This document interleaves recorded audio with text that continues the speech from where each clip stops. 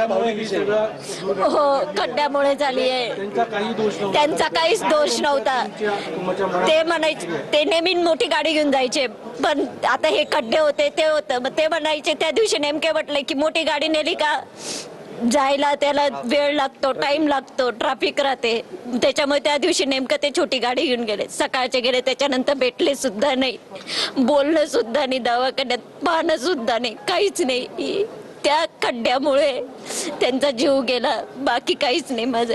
पण आता आमच्या बाबतीत जे झाले ते दुसरं कोणाच्या बाबतीत होऊ नये. आमच्यावर जो डोंगर कोसळलाय तो कोणाच्या बाबतीत कोसळू नये, बस एवढीच इच्छा आहे. आणि महापालिकेने ते रस्ते, ते खड्डे सगळं व्यवस्थित करावं, आणि ते पण तात्पुरत्यासाठी नाही, कायम स्वरूपासाठी ते व्यवस्थित करा, एवढंच इच्छा आहे. आता आपण महापालिकेमध्ये आज कोणी भेटले आपल्याला, महापौर आयुक्त किंवा कुणाची भेट घेतली आपण? नाही, अजून नाही. आत्ता चालू आहे, आत्ता चालू आम्ही. या सगळ्या परिस्थितीला जबाबदार नेमकं कोण वाटतंय? कारण शहरभर खड्डे आहेत, आतापर्यंत जवळपास 4 जणांचं याच्यामध्ये बळी गेलेला. हो, ते आता हे प्रशासन असो का काय ते मी पण नाही सांगू शकत, पण जे आहे ते चुकीचं आहे. या कुंभमेळा येतोय त्याच्यामुळे जागोजागी सगळीकडेच खड्डे करून ठेवले. एवढीशी सुद्धा एका ठिकाणी सुद्धा अशी नाही की आपण व्यवस्थित जाऊ शकतो का काय, काही कोणत्याच ठिकाणी असं राहिलेलं नाहीये.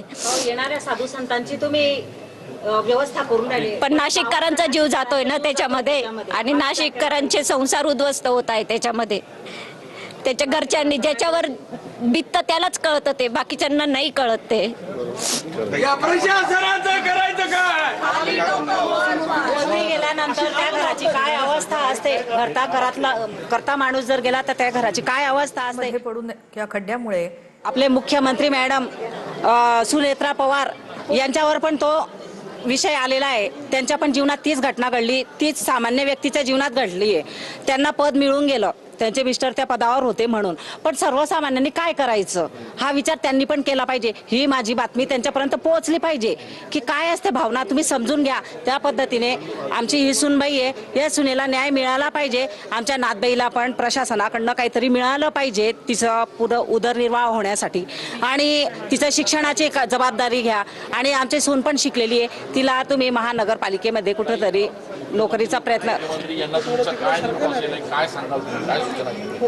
हेच आता तुम्ही जेवढे खड्डे भरून काढून नाही राहिले याचं तुम्ही आता पुढे दुसऱ्याचा कोणाचा जीव नको जायला याच्यामध्ये. या आमचं तर उद्ध्वस्त झालेलं आहे, ती भरीव काही पोकळी निर्माण होणार नाही पुन्हा भरून, परंतु दुसऱ्याचं आता नुकसान होऊ नये. तुम्ही रस्त्यांचे कामं लवकर करा आणि काहीतरी चांगला निर्णय घ्या, आणि यांना नोकरीचा आणि त्या मुलीला शिक्षणाचा तुम्ही तेवढा फायदा कसा होईल तेवढं मदत करा. आपण बघतोय केशवजी, नेमकी काय भावना आहे एकूणच शहरामध्ये ज्या पद्धतीने खड्डे पडलेले आहेत, मृत्युमुखी पडतायत लोक? खरोखर आज खूप दुःखाची गोष्ट आहे की नाशिकमध्ये आज 4था बळी या ठिकाणी गेला आहे, आणि 4था बळी ज्यांचा गेला ते कोतकर परिवार देखील या ठिकाणी उपस्थित आहे न्याय मागण्यासाठी. आज खरोखर ज्या नाशिककरांनी मतदान करून आम्हाला या ठिकाणी लोकप्रतिनिधी बनवून पाठवलं आणि त्यांचा आवाज उठवण्यासाठी या ठिकाणी पाठवलं,